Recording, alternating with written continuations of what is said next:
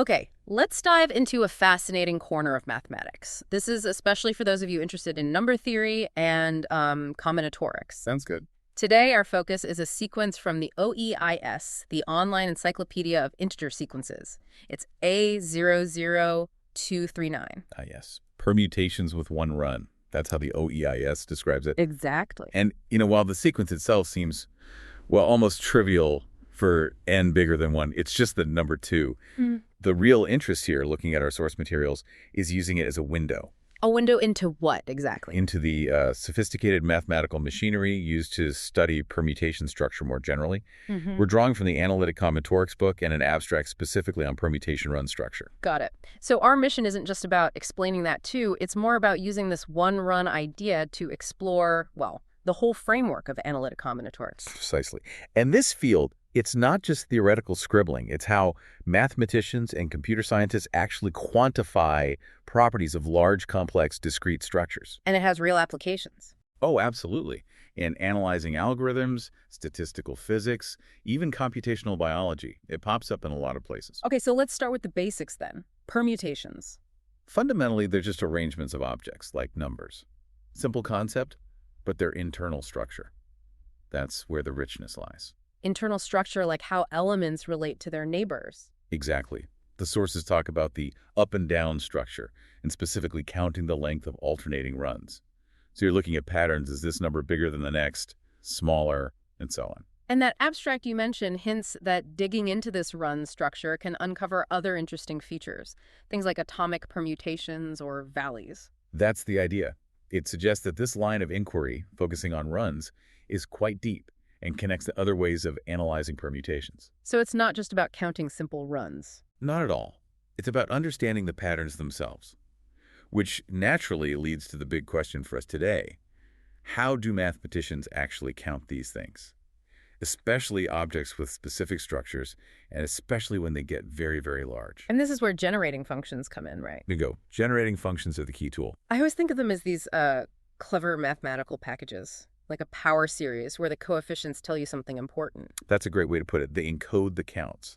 The coefficient of, say, z to the n tells you the number of objects of size n. And the sources mention two main flavors, OGFs, ordinary generating functions, and EGFs, exponential generating functions. Right. And for labeled structures where the individual components are distinct, like the numbers 1, 2, 3 in a permutation, EGFs are usually the more natural fit. Why is that? It's because of the labeling. That factorial, the n you often see in the denominator, like in ZNN, explicitly handles the ways you can assign labels to the n positions in the structure.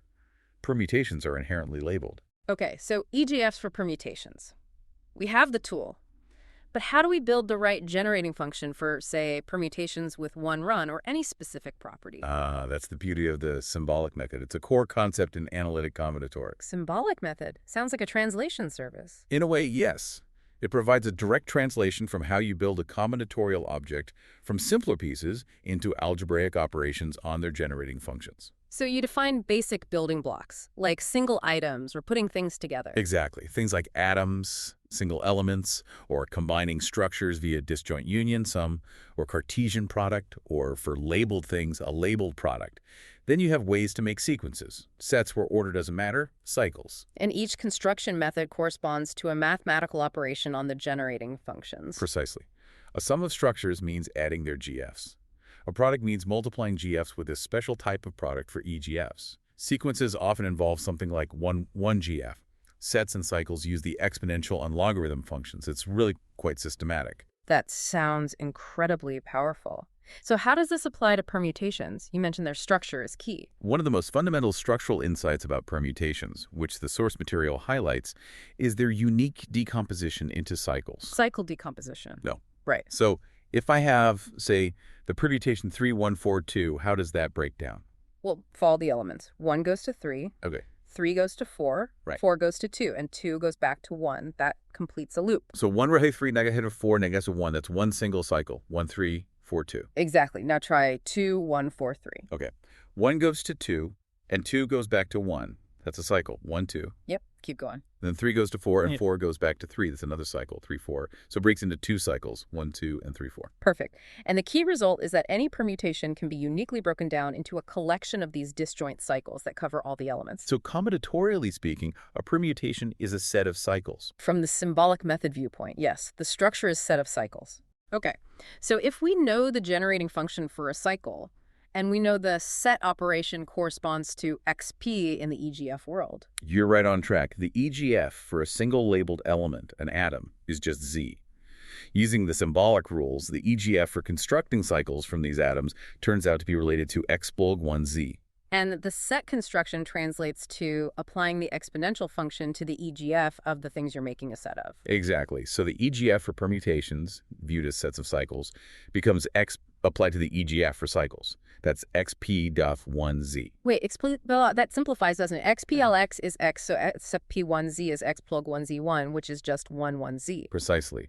The symbolic method starting from the cycle structure gives us the EGF for all permutations as 1z. And 1z is the geometric series, 1 plus c plus c2 plus c3, and so on. Right.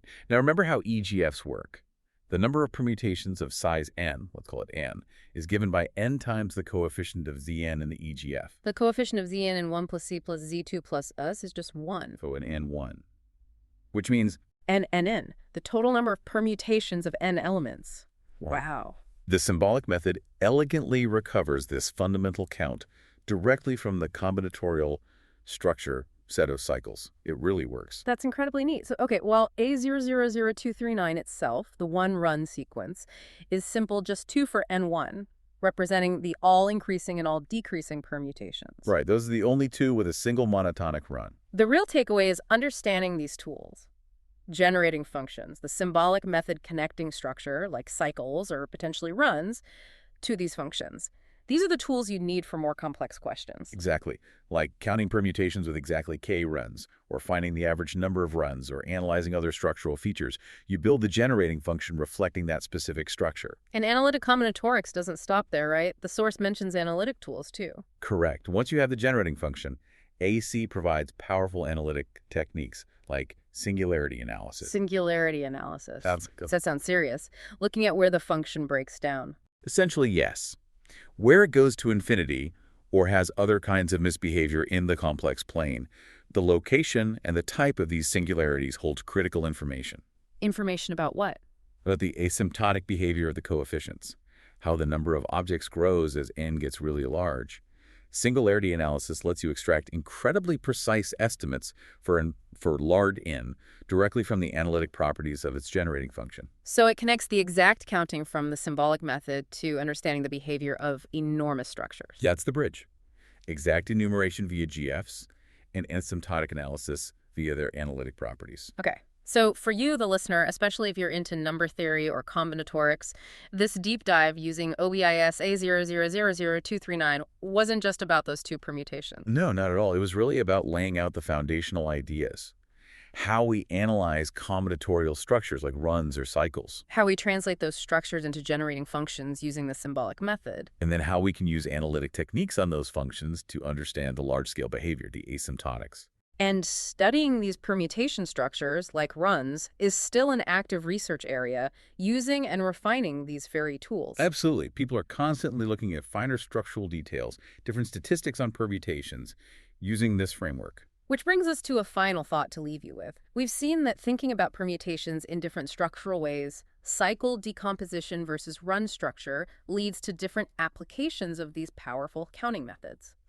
Different structures might yield different generating functions, different singularities, and thus different asymptotic behaviors. So the question is, as we analyze perhaps even more complex patterns or combinations of structural properties within permutations, what other kinds of maybe unexpected behaviors or universal laws might emerge when we use analytic combinatorics to study these seemingly simple objects as their size tends towards infinity? That's a fundamental question, really.